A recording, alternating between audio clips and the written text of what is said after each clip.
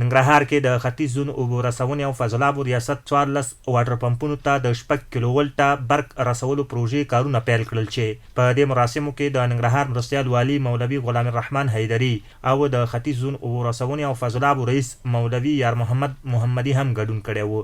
د دې پروژې د پرانیستې مراسمو ته د ښاري اوبو رسولو او فاضلابو اماراتي شرکت عمومي اجرایوي رئیس وویل په دې پروژې سره به د جلال آباد ښار اوسیدونکي 4 ساعته پاک اوبو ته لاسرسی پیدا کړي.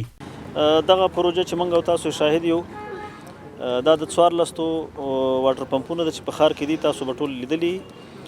دې ته د بجلۍ لاسرسی په ډېره کمه اندازه باندې و، نو طبیعي خبره ده چې په خدماتو یې اثر و.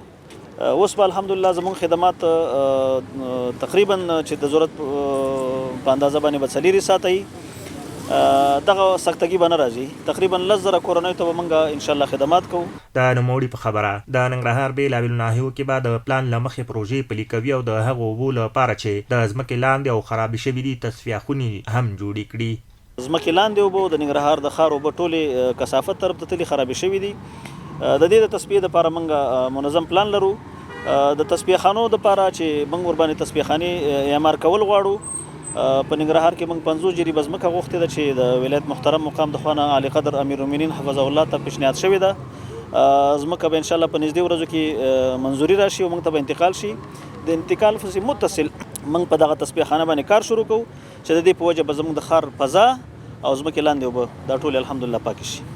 دغه راز ښاریان د دې پروژې په تطبیق خوشحاله دي. وایي مخکې به یې د برېښنا د کمښت له کبله پاکو اوبو ته لاسرسی ډېر کم و چې د دغې پروژې په عملي کېدو سره به یې ستونزې هوارې شي. موږ د ابرسانۍ ریاست د دې کارونو نه ډېر خوشحاله یو، خصوصا په دغې پروژه باندې چې مخکې به کله برق نه و او د دوی بجلي به نه وه، نو دوی به موږ به د ستونزو سره مخ وو، اوبه به هغسې نه راتلې. انشاءالله د دغې پروژې په تکمیل سره به انشاءالله دا خدمات لا ښه شي او موږ ته به انشاءالله ډېر ښه خدمات ورسیږي.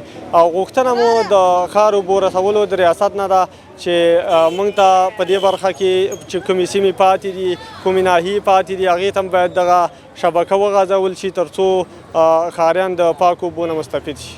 مسؤلین وایي په دې پروژه کې به ورسره 1500 کسان په کار بوخت شي او د 2 میاشتو موده کې به یې چارې بشپړې شي.